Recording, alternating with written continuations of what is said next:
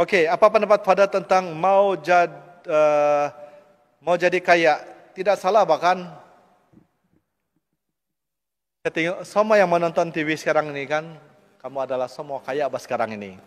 Saya tahu kau kaya kan, John. Mary, kau kaya kan?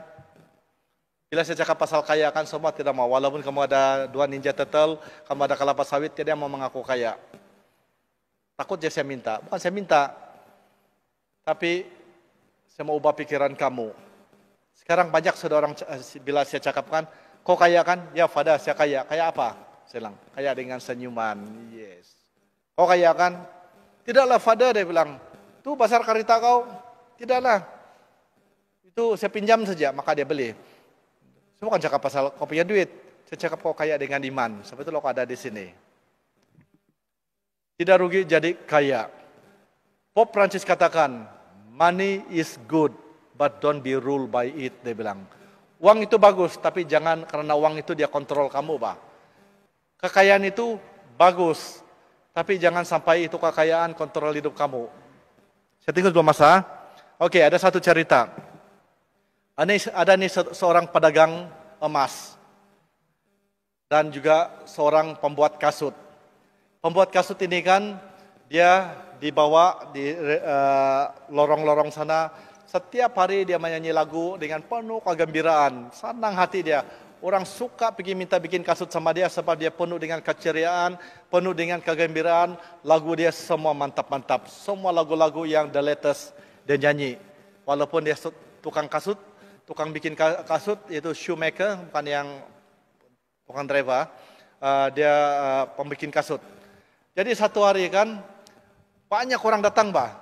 Ada orang kan duduk di sana aja, berdiri di sana hanya mendengar dia menyanyi lagu-lagu. Dan kadang-kadang orang kan mau dengar sama dia, mau berkenalan sama dia, tapi tidak dapat berkenalan sebab kasut dia masih bagus. Dia ambil kasut dia kasih kuyak, kemudian dia suruh bikin. Jadi ada hubungan. Jadi selepas saja bikin kasut kan, orang itu kan sangat gembira sebab dia mendapat tuh aura yang pembikin kasut itu kan yang penuh dengan keceriaan, kegembiraan. So happy. Hari-hari dia nyanyi. Pukul 6 dia nyanyi sudah, kalah atau burung.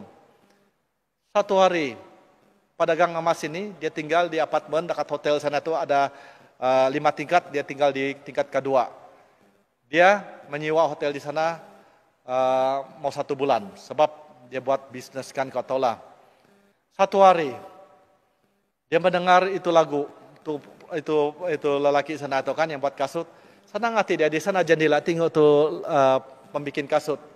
Wih, gembira nih orang, dia bilang. Keesokan hari dia dengar lagi, keesokan hari dia dengar lagi, keesokan hari dia dengar lagi. Dia di sana lah dia mula tertarik. Saya banyak emas, saya jual emas dan saya banyak uang, dia bilang kan. Tetapi saya hidup dalam ketakutan, saya tidak gembira, dia bilang. Tapi itu orang pembikin kasut saja, mungkin satu hari 10 ringgit dia dapat keuntungan.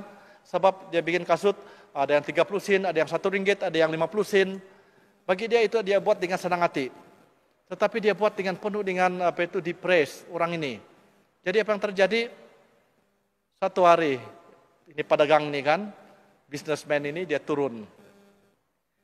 Dia berjumpa dengan itu pembikin kasut. Dia bilang, saya nampak kau, dia bilang kan sangat gembira, dia bilang. Walaupun itu je pendapatan kau, tapi kau sangat gembira, dia bilang.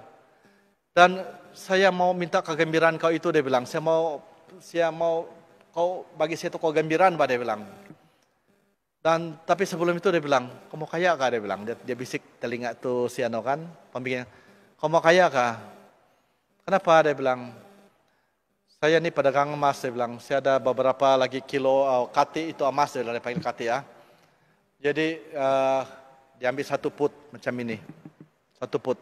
Dia kasih sama itu orang, kau ambil ini. Berapa harga? Dia bilang, saya tidak ada duit, saya punya duit baru 50 ringgit. Tidak apa-apa, kau ambil saja, dia bilang. Saya mau itu kegembiraan kau sama saya, dia bilang. Jadi itu businessman pergilah dengan gembira, pergi tingkat 2, gembira isap-isap sigup. Ya, 1 bulan dia di sana. Jadi si pembuat kasut ini senang hati lah. Woi, senang hati dia. Jadi dia kasih balik rumah, dia kurik tanah, dia simpan di bawah lantai dia punya emas. Senang hati dia. Jadi dia lambat pergi bikin kasut di kali. Kira-kira dia mau cancel, tapi Nanti orang tahu dia ada harta. Jadi dia pikir juga lah dia nyanyi-nyanyi. Tapi lagu dia sekarang dulu kodsi kan, sekarang koji sudah. Macam tidak sudah kehidupan. Jadi setiap 1 jam, dia berlari pergi rumah, dia pergi tengok, oh masih ada, dia balik lagi.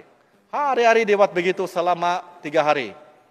Lepas itu dia berpikir, selama saya pegang ini emas, dia bilang kan hidup saya tidak gembira, dia bilang, saya sentiasa ada ketakutan, sentiasa ada keraguan, sentiasa saya was-was dengan orang yang limpas di rumah saya was-was dengan keluarga saya, mana tahu udah pergi ambil tu emas, dia bilang.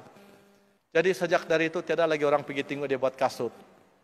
Orang kekurangan, orang limpas saja, dia punya lagu pun semua yang lagu macam orang mati, sudah tidak lagi kehidupan. Sejak dari itu. Hari ketiga, itu pedagang, businessman, mau balik sudah pergi Hong Kong misalnya. Dia berlari pergi rumah dia kurik balik itu, dia kasih sama itu businessman, kau ambil balik lah ini. Sejak daripada saya pegang ini, dia bilang, saya tidak ada sudah kegembiraan, orang tidak lagi datang di sini, tidak sudah senyuman dalam itu di bibir saya, sebab semua saya was-was sama orang lain, dia telah mengambil semua saya punya kegembiraan, keceriaan. Kau ambil ini, bola. Jauh-jauh. Dan itu yang saya katakan kan. Ada kekayaan yang buat kita gembira, ada kekayaan yang buat kita menderita. Dan tapi kalau kau ada Tuhan, selalu saya katakan kepada pengantin-pengantina, walaupun kau miskin, tidak mempunyai apa-apa, tapi kalau kau mempunyai Yesus dalam hidup kamu, kamulah yang paling kaya di dunia. Sebab kenapa? Sebab kamu mempunyai harta surgawi. Kamu ada jaminan hidup di bumi dan di akhirat. Tapi kalau kamu ada kekayaan, ada Yesus lagi dalam hidup kamu, kekayaan kamu double. Dan kekayaan itu tidak menghalang kamu untuk melakukan kebaikan. Kekayaan itu tidak menghalang kamu untuk aktif di gereja. Dan kamu punya berkat lebih melimpah. Jadi sebab itulah saudari, bagus juga jadi kaya, tapi ingat, bila kamu mau ini, kamu mau itu lagi, kamu mau itu lagi, kamu mau itu lagi. Learn to say enough is enough. Atau cukup adalah cukuplah itu. Begitu bah. Jangan tamah. Bagi can sama orang lain. Kalau bisnis kau bagus, jangan kamu kontrol, bagi juga can.